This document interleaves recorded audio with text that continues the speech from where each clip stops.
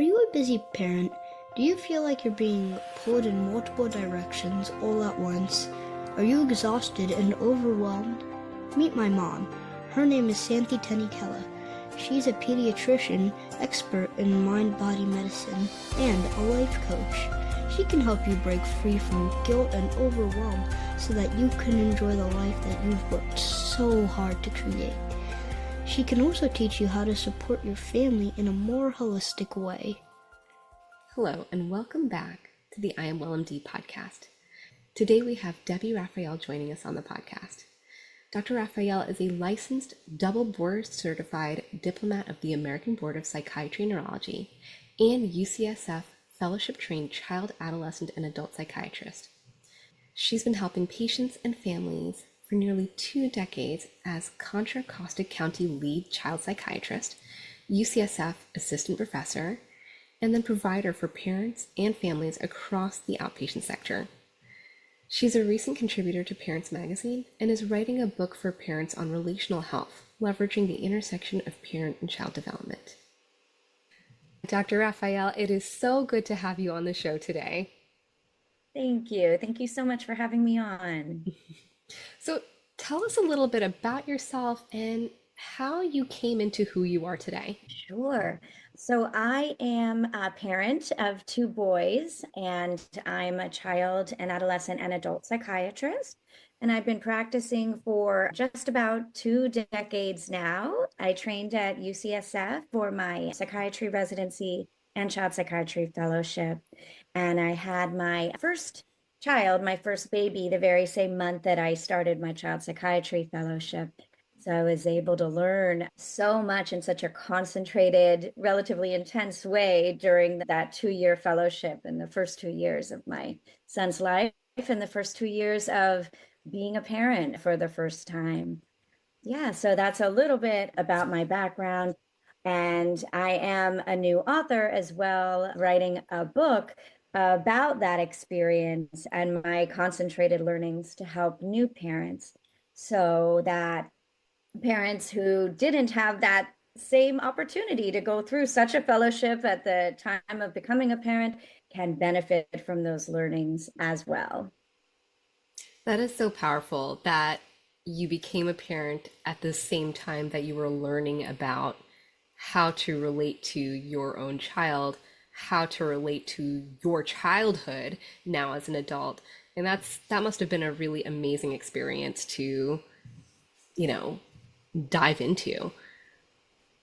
It really was, because I had the privilege of working with so many families and so many different kinds of families from different backgrounds with different setups. And it was so humbling because I could see just how important a parent was in his or her role in the family. And sometimes we think becoming a parent is like a rite of passage in life, right? It's kind of like, for some people, the next thing, right, that they're going to do in their progression, in their own development. And sometimes when we step back and think about just how important that role is, it can be really, really humbling. In my experience in my fellowship, I saw how just a parent being there can make all the difference.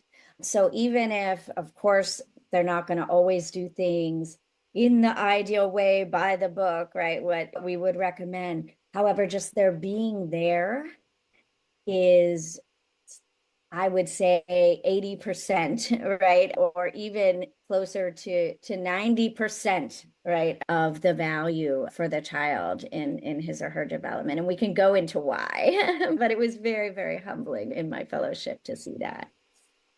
Tell me more about being there, right? Like I've observed so many different versions of being there. There's the there's the parent that's there in an what people tend to call helicopter parents, right? We're really there, really there. And then there's the polar opposite, which is physically there, but emotionally disengaged, right? This is the parent that I see in the office who has their toddler up on the exam table and is scrolling on their phone and has no eyes on their child. I'm like, that's also not Very good. I'm glad that you trust me so much, but I'm not close enough to your child to save them if they fall off the table. So, just as an example, these two examples, and then there's everything in between, right? In Right. when you talk about being there, what does that actually mean? Yeah. So, starting from the very beginning, we talk about having a figure, a person in a baby's life that makes them feel secure. So, when we think about an infant, they cannot do anything for themselves, right? They're completely dependent. And we might even think that our being there isn't that important because they can't even appreciate us anyway, except for doing things for them, like keeping their diaper clean and feeding them, right? But actually, it's been shown to make such a difference to be there in terms of having intermittent interaction and being responsive to the child. So the language we've come to use is if a baby is making a little sound or having some kind of communication, you can do what we call serve and return, where you can respond to the baby and then do something right back that's similar to what they're doing, even if it's just the smallest thing. It helps them to understand whatever's going on with them, even if it doesn't seem like it's much, right? A little bit better. And it can help them to feel secure and safe. And then the person who they're doing that with, if it's a consistent person who's there, they can come to internalize inside themselves. And then when they're old enough to have what we call sometimes object constancy, then they can keep that person who we, in psychoanalytic language, we call it the object, with them, inside of them, and then they can come to feel more secure. However, it turns out as time goes on, to have this person with them for a presence that they can feel secure around is very grounding and soothing and important. And we're talking about even as they approach the teenage years, so through the whole childhood it continues to be important again, even though sometimes we can't see it. So teenagers will often disparage their parents or say, "I really don't care what he or she thinks." However, sometimes when we see them in the office, we can see in the expression in their face when their parent is talking about how they're doing, how much they actually do care. So this person who they've internalized from the early age continues to be very fundamental in their view of themselves through the developmental childhood years. And so it was so interesting to see this play out in the office. And so then when we share this with the parents, we can teach them skills to help them understand their importance in the child's life. So when we talk about being there, we're talking about how they respond to their child. So that means they have to respond to them. They can't always be on their phone, but it doesn't have to be perfect, right? It can Right. be intermittent, but yet a constant over time. So when we talk about being there, it's a constant over time. That's a great point. And I think recognizing that there needs to be those touch points in between doesn't mean that we cannot enjoy our lives as parents, as much as it means that there needs to be some consistency there so that our children know that they can come to us if they have problems or issues, or even just to show us something that makes them joyful. So, when it comes to your child psychiatry training and your parenting experience and how they informed one another, can you tell us a little bit more what relational health means? Yeah. So relational health it's really where the parent and child interaction takes place because it's that important, what we call attachment figure, and that serve and return response that's happening that is so important. It's how a child comes to understand their place in the world and how they relate to others. So we are social connective beings, right, as people. And so connection is so important as we move forward. So it turns out these very early relationships can inform relationships through someone's life, right? And so future intimate relationships are really modeled on those earliest relationships. So it's very important that way.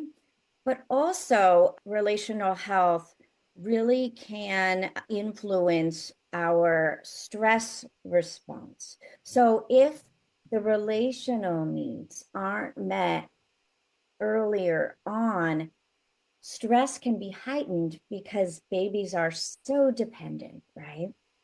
And not just when they're babies, but really if the relational needs aren't met in an ongoing way, that responsiveness, that reflective capacity, which we can go into, that parents can use with their children, where they're able to kind of interpret or try to what the child is experiencing and reflect it back to them, right? So all of these interactions that have to do with relational health influence a person's sense of self, right? And a sense of trusting themselves and what's going on with them and their instincts. Things can feel chaotic, right? Especially to a younger child. And so to have someone be able to organize what's going on and reflect it back can be very helpful. And when you think about this is something everyone actually needs throughout their life. Yeah. And that's why connection is so important and having support in our village. But when our stress goes up, if we don't have this feedback, this relational healthy interaction, then that stress can come to affect mental health later on. So it's very, very important. Relational health can actually come to affect someone's health outcomes ultimately. You and I briefly before talked about something called adverse childhood experiences, right? So if someone comes to not feel, if a child comes to not feel safe and secure in the home, then they can come to maybe have these adverse childhood experiences, which can include domestic violence in the home. Even living with someone who has a mental illness is considered an adverse childhood experience, or someone who has substance use issues, things like this. Meaning a parent that has a substance use issue or a parent Yeah, so that's a living in the victim. home, Yeah. living in the home with someone with a mental health issue, a substance use issue, or if parents are separated, these are Mhm. all kind of on the list of common adverse childhood experiences. They're not uncommon. Verbal abuse, physical abuse. Mhm. Verbal abuse is probably the most common. And so it turns out that, and this has been really well studied over the last couple of decades, it turns out that if someone accumulates these adverse childhood experiences to a certain number, it does increase their risk later on of developing mental health and even physical health problems. And so I say later on, but really in the shorter term and the longer term, which was very interesting, right? That things like being exposed to verbal abuse early on can make a real difference even in physical health. And we think it has to do with this elevated stress response that children get. And that's coming back to the relational health and how important that is in the early years. Life can feel like a constant balancing act. Work deadlines, family responsibilities, and everything in between. It's really easy to get stuck in go mode without ever stopping to ask, what do I really want? Imagine if you could set boundaries with confidence, say no without guilt, and start doing more of the things that light you up. That's what life coaching is all about, helping you get clear on what matters most and giving you the tools to make it happen. Your life is unique, your journey is unique, and your solutions should be too. If you're ready to stop surviving and start living with intention, let's talk. Visit me at iamwellmd.com and click on the link to contact me. send me a little message and we'll get you started with an introductory call. I hope to see you soon. It's interesting that you say this because I think that a lot of parents will engage in substance use, or one parent may end up becoming a perpetrator of domestic violence. And a lot of it has to do with their own adverse childhood experiences and or stress at that particular moment in time in their life, right? They are triggered by something or someone, and then there's this cascade of events that happens within their own life that then affects the people in their household and the circles of community around that person, right? There is some sort of ripple effect that happens there. And I've seen this time and time again, this generational trauma that occurs in specific communities where, if there's a grandparent that was a victim of child abuse, that they may try to change things, they may try to protect their own children, but find themselves in patterns where they end up associating with people who do similar things as their parents did. And so then the cycle continues. And being a practitioner and watching this happen and really trying to teach my patients, the children now, right? Like, so it's the grandparents, parents, and then I'm taking care of the children. How do I help to reverse this? How do I help to kind of insert some semblance of health or well-being when it comes to dealing with this sort of family history? That's such a good question. Big question. A big question, and it affects so many families, right? And so I know we talked about adverse childhood experiences. There's something called, and you probably heard of it, ghosts in the nursery, right? And that's Selma Freiberg's phrase. Ghosts in the nursery refers to this trickle-down effect that you talk about, where someone may have experienced difficulties or adverse childhood experiences in their own history, and their parents may have before them. And it's kind of informed the patterns that they've come to know and to execute even in an unconscious way, so outside of their awareness. And so the first step, I think, in answering your question is to increase that awareness, right? So people may continue thinking and behaving and responding in a certain way because that is the way that they've been programmed. And so then to be able to kind of notice as they interact with their child what they might be doing on some level they wish they were doing differently, right? So that awareness of that is the very, very first step. So what we generally think is as protective is for people to be able to try to recall the way that they felt when something scary happened in their own childhood. So when something was going on that made them feel fearful, insecure, unsafe, to try to actually bring up that feeling in themselves. And if able to do that, that is thought to be protective, because then again, it's in their awareness. And usually people will want to prevent their children from having that feeling that they can recall.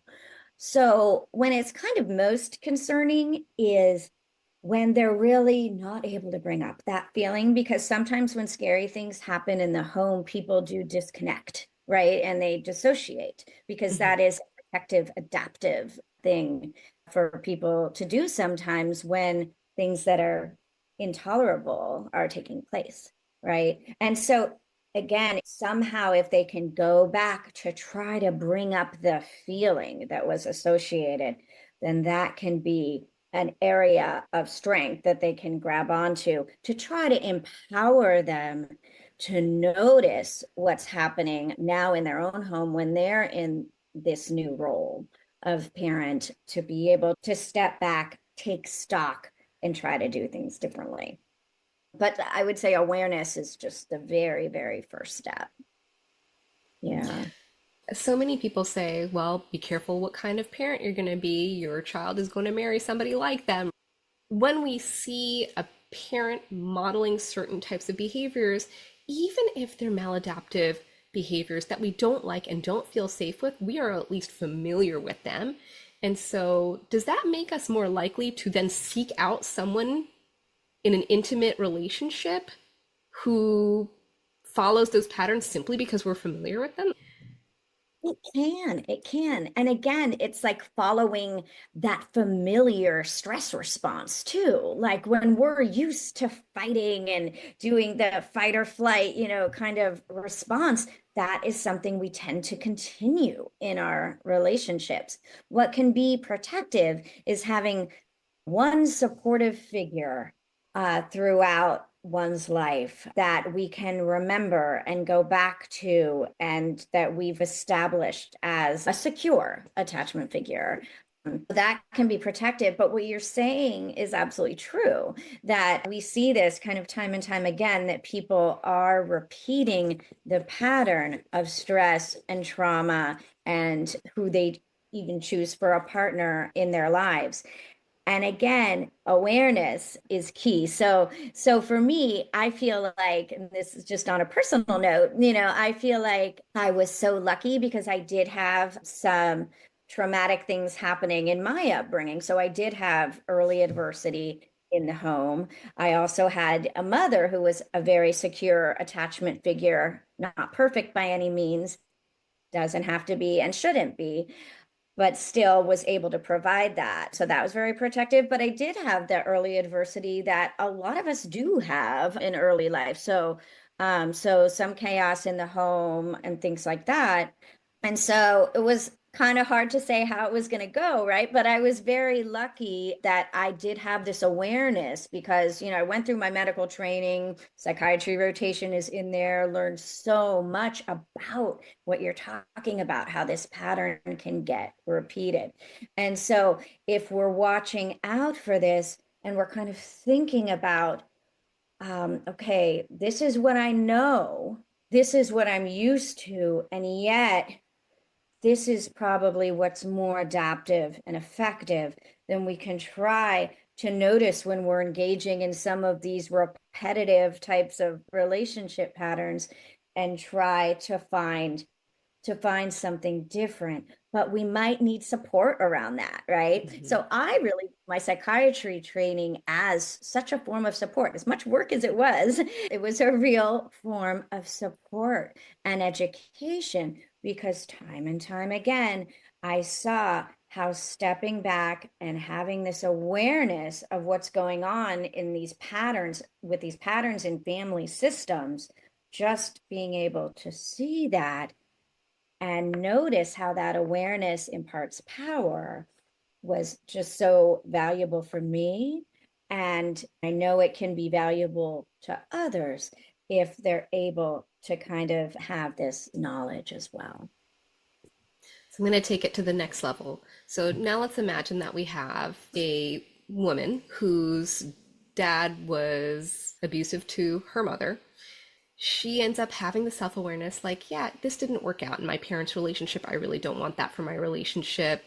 She's perhaps dated a few people that she thought might work out, maybe showed some familiar patterning as the father, but ultimately was like, nope, you know what? This is too close, and I feel like this might not be a safe option. So then they finally find somebody that might be healthy for them.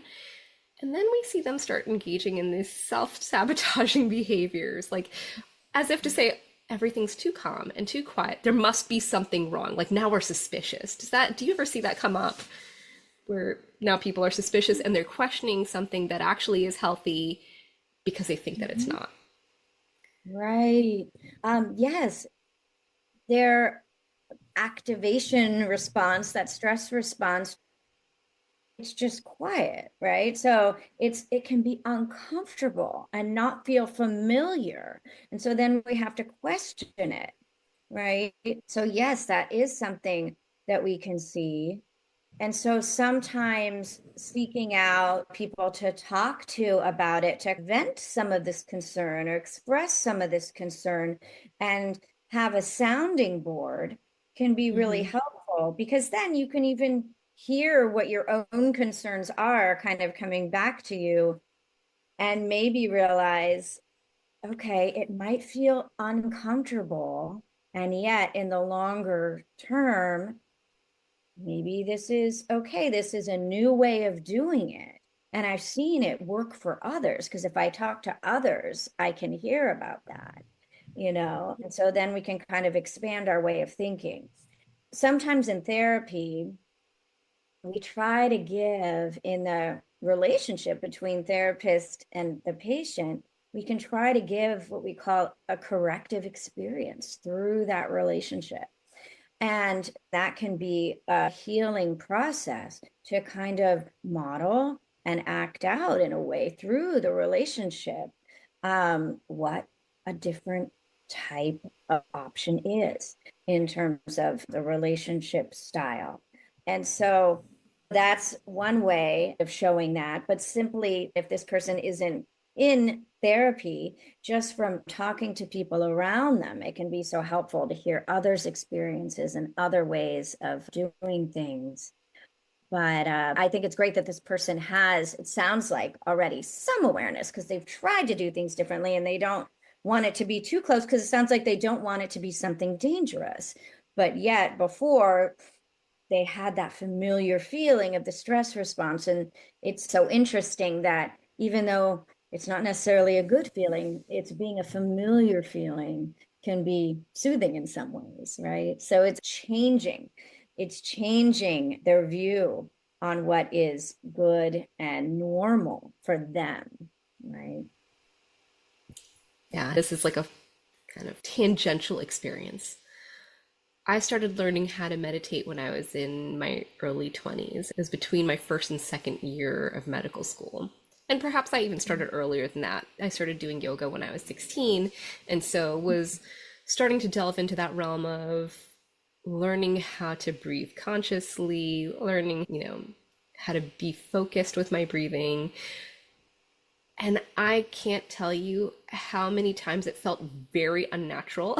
It felt very unnatural. So almost too calm that I had to actually allow some of the mental flooding to happen for me to be able to sit there and make my way through it.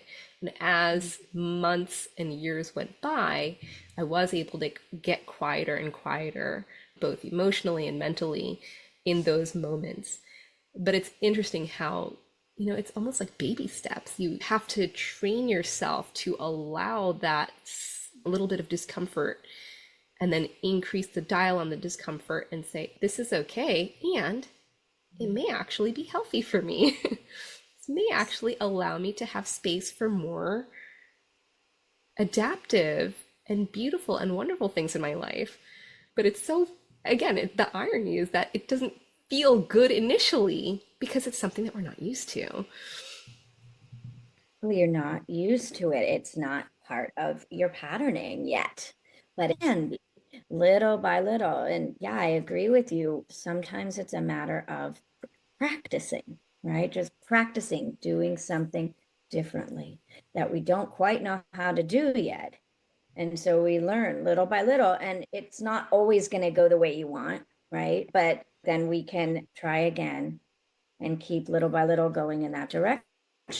And I guess something similar can be exercise, right? Which we recommend to patients quite a bit who have an elevated stress response as well, right? So to let it out that way. Exercise can be really like a natural antidepressant too. And I had a supervisor once who literally wrote a patient a prescription for exercise, and it made a difference, and it's real. So that's another example on how to get the chemicals in balance to some degree using a healthy adaptive method. So, Beautiful. Yes, I like the love breathing. exercise, emotional and mental behavioral health. It's not just one thing that's going to fix all your problems. I wish it were so easy, but it's not. It's the environment that you're living in, yeah, the amount of exercise that you're getting, the amount of free time you give yourself, and the soup that you're swimming in, literally. So, kind of on that topic, I know that recently, I think, what is it, last year, the Surgeon General came out with this response regarding parental stress. And it's not just parents experiencing stress, unfortunately, it's trickling down to our kids because they feel our stress too. They're so in tune with us. What are your thoughts on that? Yeah, yeah. So parenting, as I was saying before, right? It seems like the narrative in larger society is okay, people will go on to become caregivers, to become parents, and they'll continue to live their lives and do their jobs the same way, right? Because why not, right? And yeah, and so the Surgeon General did come out with this advisory, Parents Under Pressure in 2024, really flagging this and naming for everyone the issue at hand, right? That parents are under pressure. Now, it shouldn't seem like this big revelation, right? However, it did need to be said in this way because I think many people would agree that caregiving and parenting in society as we know it today is really not acknowledged in a way that's in keeping with reality, right? And so parents can find themselves very stressed in today's times and feeling like they're in double binds, that really they need to be in two places at the same time. And this is not an unusual situation, but really this is the way of things for many, many people. So we compound the level of stress that parents have now with stress they may bring from their early life, right? And like we said, sometimes people do have this elevated stress response from their earlier life, which means they're more easily activated often, right? Oftentimes when we ask people about their childhood, a lot of people had stuff, right? This it's not Yeah. that, and as much as we talk about it like as kind of a niche thing, sometimes it's actually pretty darn common, right? That people have stuff from their childhood that elevates their stress response. And so we have people who might be easily activated or triggered, and then we present them with sometimes unexpected, very real stresses associated with parenting. And then they have these kids at home with these things combined. And so sometimes when parents are very stressed, they can be more prone to reacting quickly without using that reflective capacity that we talk about, these parenting skills. They're much harder to do in a mindful way when there's so much stress on top of perhaps also an activated stress response. So some of the stresses that parents have currently, they're innumerable, right? But some in this modern time that are particular to now, it can include stresses around climate change. A lot of parents are actually really concerned about this as it pertains to their children, and there are study groups on this. I just went to a reproductive mental health conference that had a big talk on how parents are stressed about that. They're stressed about time management. They're stressed about all of this information that they're getting in their feeds. Some of it is misinformation, right? On social media. It's just kind of taking over now. And then this idea of notion of balance, right? This work-life balance, which can be very tricky. And in my view, is somewhat of a misnomer, even Right. because about work and life, parenting is work also. So it's like, which work are we referring to?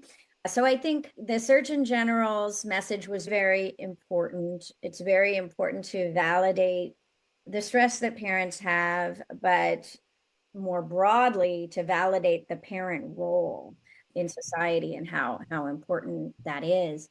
And I think that it isn't acknowledged really adds to the stress that parents experience. So it turns out that 1 in 5 women now have postpartum depression, right? And it's multifactorial, right? In terms of why. Some people might say, oh, well, there are hormonal changes and that's why. Sure. So maybe that's part of it for some people.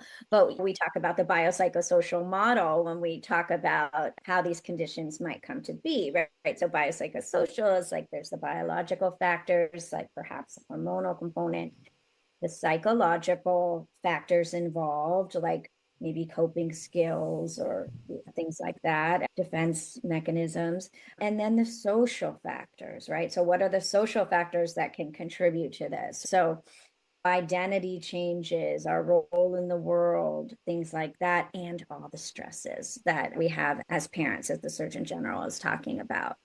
So we had said before that someone in the home having a mental illness like postpartum depression or other things is one of those adverse childhood experiences for kids that puts them at some greater risk. And sure enough, it all can tie together, just as you're saying, that parent stress in the home then can go on to affect the level of stress in our kids. And now mental or behavioral health concerns in children are actually close to that 1 in 5. And that's really concerning too for our kids. So, one way or another, we need to help with this process. So, there are things that the parents can do to really optimize the parent child interaction, which can be really protective for kids. And in the process of protecting our kids with some of these ways of interacting, it can be good for parents too.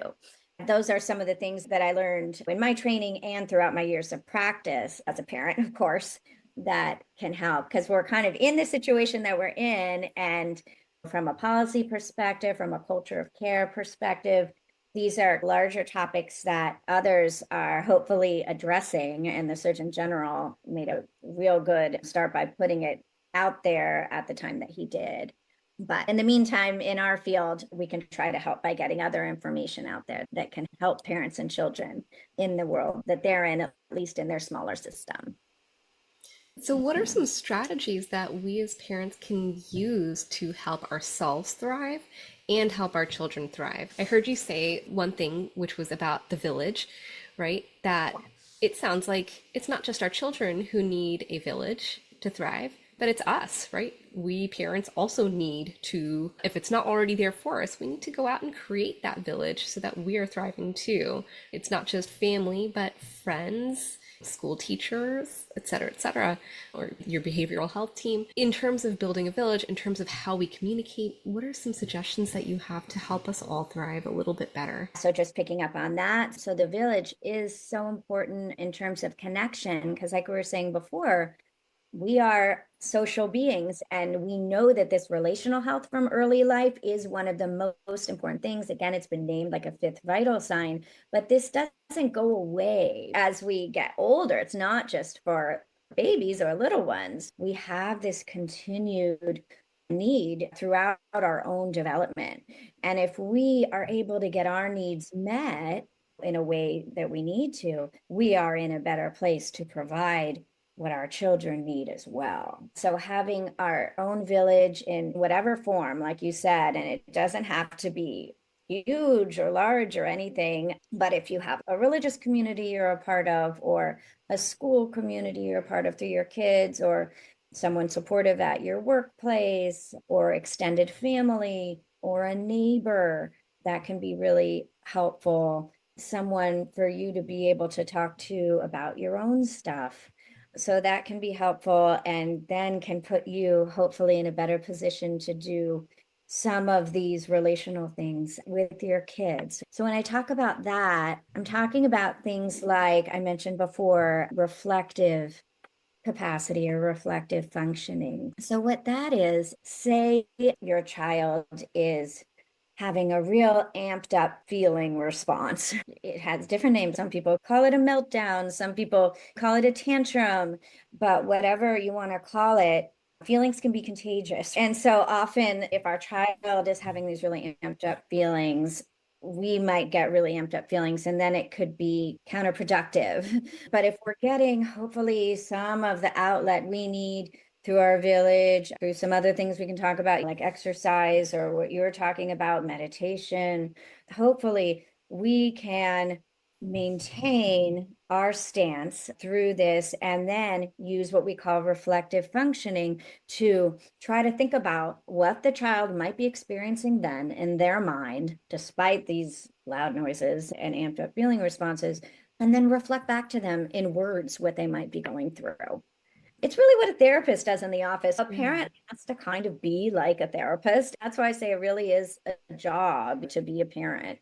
So just to reflect back in words, and that's using our reflective capacity, which is a skill that is really valuable for a parent to have. And just to say the way that they think the child is feeling and maybe why, if they know why. And then it can be so organizing for the child. And then maybe they can realize, oh, yeah, that's why. And then they understand because maybe they had this feeling and they really didn't even know why. And the parent can help them with that. Then the child can feel some clarity and then a greater sense of calm and then calm down and everything can be easier. So reflective capacity for a parent is something to really develop. Another word for that is mentalization, where that's just referring to, again, trying to understand what's going on in someone else's mind. And if we do that for our kid, then they can develop that skill. And that's a very important skill for them to be able to develop too, to use later on for negotiating and interacting with other people for their interpersonal effectiveness skills, to be able to try to think about what's going on in someone else's mind. So that's something for parents to remember, that reflective function. And that's from the very early time, like we were saying, the serve and return in that relational health. Even if it's just these little noises when they're little, it's a similar thing. It just develops more as the years go on. I was going to say, I have examples of some of this in my clinic setting where certainly a toddler having big emotions, you mentioned tantruming, but also teenagers where they're having the teenage version of a tantrum. Something like, Mom, you are constantly ruining my life. I just want to go out and you're telling me to stay home, but I am not sick. I'm not. I feel fine. But you're here because you're sick. So, how can a parent gently navigate that sort of situation where clearly this back and forth, there's just so much push from their child, where it is easy to get triggered by that? Like, oh my gosh, I took time off of work to bring you to the doctor's office. We're spending money on a copay. We're doing all these things because I care for you, because I want you to feel better. And you are completely denying that anything's wrong. And this is not just the singular incident of this, but this sort of behavior happens again and again and again in different situations. How can a parent navigate that conversation better without wanting to flip out themselves? We'll just put it plainly. So just stepping back and remembering they need to be in their parent role. So what's involved, right, in that parent role? Validating is number one. I tell all my friends this too, who are parents of teenagers and things, and along the way, validating is one of the most important things that you can do. And I know it can be so hard if what they're doing and saying doesn't make any sense according to all the effort you put in for what's going on that day. Yet being able to say, I understand you want to do this. I get it. Because if I get it, then the child can feel validated. And we can't do it because X, Y, and Z. I'm really sorry because I understand that you want to, because then they can feel understood. And if they feel understood, then they can validate themselves in that same way. And their understanding increases if someone else understands as well. They still will probably push back, but validating is a really important part of that. So it's not to say that you have to let them or should let them do what they want in a situation that isn't appropriate or right, but it's still validating the feelings and validating their experience is an important thing to be able to do. And it's definitely easier said than done, because you're right, people can be triggered, but that's why I feel it is really valuable to remember the parent role and continue to view it as a job.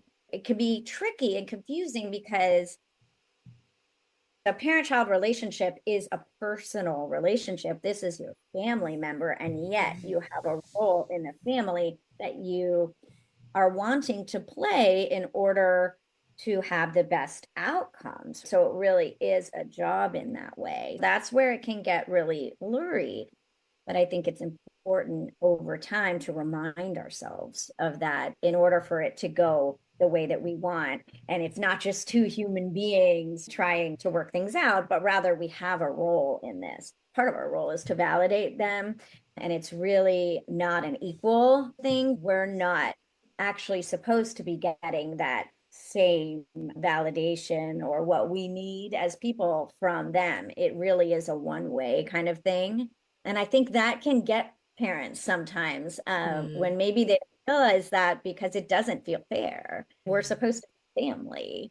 Everyone's supposed to get support in a family, right? But there is a parent-child role, so we have to get our support somewhere else. I will say too, though, there is validation, I think, that happens from child to parent that maybe we parents don't always readily pick up on. It's the pictures that we get from school, or we may not feel like it's validation at all, but like the child that's constantly lingering at our elbow and following us around the house. But what does that mean? It means that they love you, they care about you, want to be with you, and it means that they feel securely attached to you. They just don't have the words to come out and say that they want to be with somebody. Like, you feel good to them, you are home to them. And that means you've done something right as a parent. Otherwise, they'd be hiding in the corner. And we wouldn't want that from our children either. Maybe they might be quiet, but that is absolutely not what we want from our kids, is to hide in the corner or avoid their parents, because that means that something has happened to that attachment in that relationship. That's right. I think that's a really nice reminder too. And it's a nice reframe. And it can be viewed as validating to us, like, oh, they want to be with us. We must be important to them. And we are important to them. And we know that. But to be able to view it that way is helpful for the parent, I'm sure, so that we can maybe not view it as a hassle or a burden, but rather something nice and something making us feel important and valued. That is a very nice reframe. I remember when my older son was little and he was in an in-home daycare, once in a while he'd be so engaged in what he was doing that when I came, he'd look over at me, but then he would keep doing what he was doing. And I would feel like, oh, well, maybe he likes it here better, like kind of rejected. But then also I had to remember that as the parent, because hopefully he was so securely attached, he could also take me for granted. And like, okay, she's there. Great. I'm still going to do what I'm doing because it's really interesting and fun. And I don't want to have to stop because he was in the middle of doing it. So, as parents, we are the whole way through often taken for granted. And that can make us feel, especially if we have any like of our own attachment issues from growing up, it can make us feel rejected or like we don't matter or they don't care or something like that. It is actually important for us to be okay with being taken for granted because they are eventually establishing their own autonomy, starting as soon as they can walk. As long as they can check back with us as their secure base, then it's okay for them to be able to go on and do their own thing. And I guess that becomes more and more true as they get older. And we have to remember that.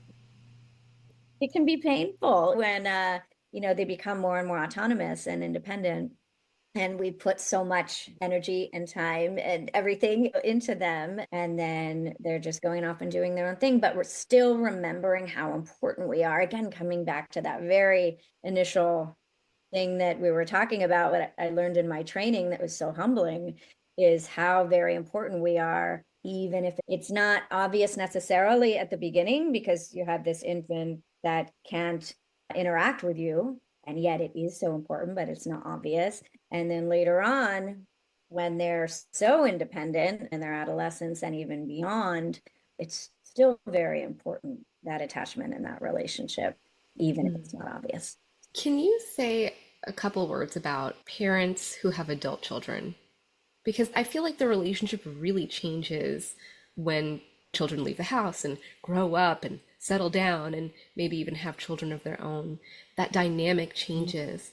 How do we now, as potential grandparents with adult children, continue that healthy relationship? So maintaining communication, contact. So we talk about when children are younger, having this thing called special time, which is a small amount of time when you can, hopefully every day when they're young, but like a small amount of time where you're just together and it's not directed and the child can direct if anything. It's just time devoted being with one another, however that time may play out, having kind of an equivalent of that when they're older in terms of communication, so that again, you're still there for them, that continues. So to be able to maintain that and yet not to be telling them what to do, but to be able to give suggestions and be a sounding board for them, still using that reflective capacity. If they're upset about something and they're venting, that's great for them to be able to talk to us about it and to be able to be a sounding board so they can figure it out on their own because we're helping them process. So being there for them while they are an autonomous person is still the goal. And it's interesting because talking about that, it just makes me think so much about the earlier stages. So earlier on throughout the whole journey, to allow them as much control as they can have, I found in my training and years of practice and parenting can be really valuable, to allow them as much control as is okay, to let them call the shots, because then they're much more likely to go along with things that you need them to do, that you need to have control over. They're much less likely to push back if they are able to have control in other things where it is totally fine for them to, or it could go either way. So allow a sense of control for them can really go a long way. And that's the whole way through and leading up to having the adult child where really they're living their own lives and they can feel good about making decisions and having control over things at that stage as well. Excellent. Yeah. So now I'm going to flip it. If you are an adult child with aging parents, how can we adult children have and foster a good relationship with our aging parents? It can be so tricky because it's like role reversal. Totally. We go through so many stages in our development as children, as people, and as adults. There's all of these developmental stages. So in midlife, which people are already, I mean, they're aging throughout, but midlife is like another stage of aging. I think that we talk about these developmental stages, like Erickson was someone who came up with these theory of developmental stages. And I think the one for around midlife was generativity versus stagnation. So midlife is actually a risky time. I heard a conference recently that actually the suicide rate in midlife is the highest, particularly for women. It is interesting given that timing, raising children, and then that's typically when they launch and, like you said, go off and do their own thing as adults. And so that generativity versus stagnation, like what am I going to do in the world at that point? But then going on, the adult children get older, the people get older, the parents get older, and then they may start to have other needs themselves. And I think if that relationship has been tended to, continued and fostered, having that time being there, then hopefully as the years go on, the adult children will be able to be in the know of what the aging parents' changing needs might be.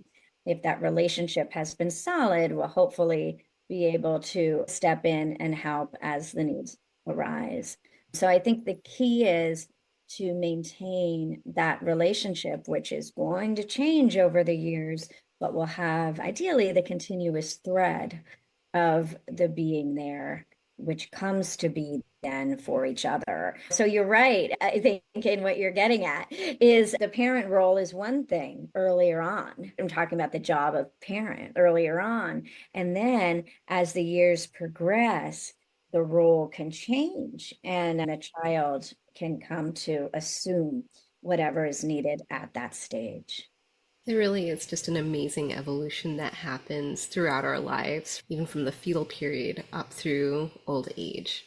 And I think that being able to navigate each of these, we talked about developmental milestones, developmental peaks, challenges and obstacles with clarity and calm, and recognizing that sometimes we do make mistakes and we have to be compassionate to ourselves and to the people around us, that we are really human, that we need to allow for some of that and also be willing to take the steps to repair. I feel like in so many ways that repair process actually really helps to strengthen relationships. It's not always going to be lollipops and sunshine. Absolutely. I agree. Repair can be one of the most strengthening times sometimes. And I sometimes consider it to be one of the strongest forms of validation is like saying you're sorry. If something happens that you regret in the relationship or the connection, and then you feel that you made a mistake and you'd like to make it better. And then to say, I'm sorry, and this is why, because actually this is what was happening with me, but really this would have been the response that I wish I had. To be able to come back and say that, it's modeling that you can repair and that nobody's perfect. And that's really good modeling for the other person. And then also it's saying, actually, I do understand and I'm willing to come back to make it right. It shows how much you care about the relationship, and it's modeling that things do go awry and mistakes will happen with everybody. And then also how much you are validating their side of things and that you do understand. And again, that sort of sense of understanding and organizing and validation is really important. So important. It is. Even if the apology comes years later, it is impactful. I know a lot of people who just wish that the argument was forgotten, but in a lot of cases it's not forgotten. So it makes sense to be able to have that level of heart and humility and bring that into a relationship. Because you're right, things can be brushed under the rug, but they're still in there. Even if they're not remembered in terms of detail or specifics, because maybe it was so long ago, the feeling of it could be because it was brushed under the rug, it can still be under the surface. And so to be able to bring it again into the awareness and the consciousness and then be able to talk about it can help things settle. And then we're not carrying that feeling around, which can influence the relationship. It can influence mood and things like that. Absolutely. Dr. Raphael, this was an amazing conversation. Thank you so much for taking time out today to talk to me and to really help us to broaden our horizon in our relationships with family. There's no greater gift, really. Thank you. Thank you so much. This was a great conversation. Thank you for having me on. I know our listeners really love this. Where can people find you? I am active on LinkedIn, so you can definitely find me on there. And then I have a website also, debbieraphael.com, and they can send me a message through my website as well. Awesome. Thank you again. Thank you. Take care. You too. The information shared on the I Am Well MD podcast is for educational and informational purposes only and should not be considered medical advice. Listening to this podcast does not establish a doctor-patient relationship. All health-related decisions should be made in consultation with your personal medical provider. The views and opinions expressed by me are my own and do not necessarily reflect those of my guests, employers, or affiliated institutions. Likewise, the views of any guest do not necessarily represent my personal or professional opinions. The content shared on this podcast is intended to inspire thoughtful conversation and reflection, not to provide medical diagnosis or treatment. Hey, if you like what you're hearing, give this podcast a 5-star rating and share it with your friends and family. If you want to learn more about my mom and what she does, visit her at iamwellmd.com and subscribe to her email list. If you leave her a comment, you might just get a shout out in her next podcast episode. If you'd like coaching or support, she has programs available for you and your whole family. My mom is a great pediatrician and a great person, and I hope you like her podcast episodes. Have a great day. Bye.